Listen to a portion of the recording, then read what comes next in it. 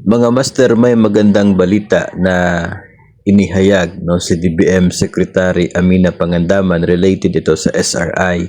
Hindi lamang po ng mga DepEd personnel kundi maging mga uniformed personnel din.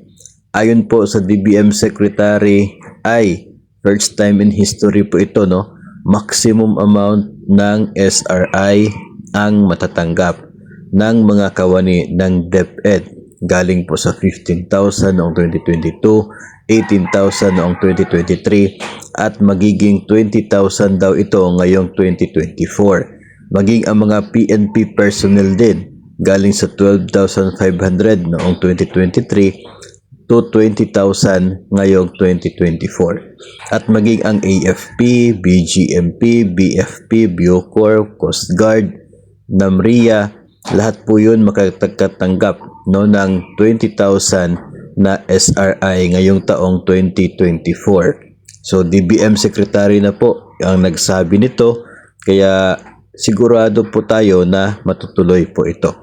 20,000 maximum na amount ng SRI, yun po ang ipinangako ng DBM para po sa mga taga-DepEd at mga MUPs.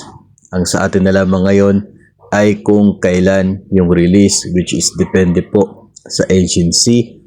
Para po sa DepEd, depende po sa mga division offices.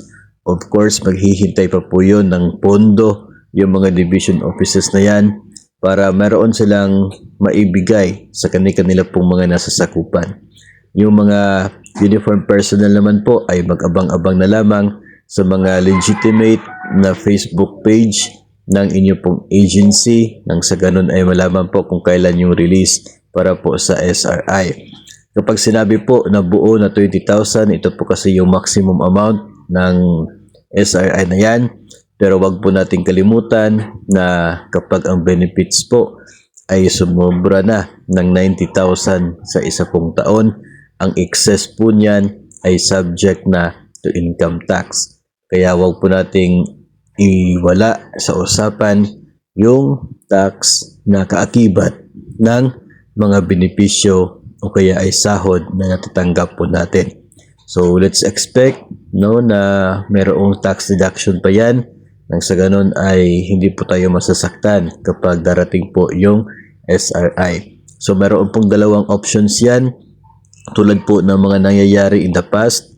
Yung iba ay deducted kaagad upon release, yung para po sa tax.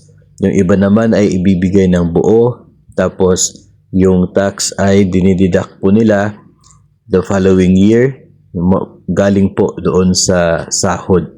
So nangyari po sa DepEd offices before na yung buo o yung binigay upon release, kasi cash, mahirap mag-release ng cash kapag nag-deduct ka ng tax, kasi mahihirapan ka maghanap ng mga small denominations ng pera para ibigay sa mga guro. So ang ginawa ng mga opisina before, since up to the last centavo yung usapan, ay binigay na lamang ng buo, tapos yung tax sa 2024 na nag-deduct.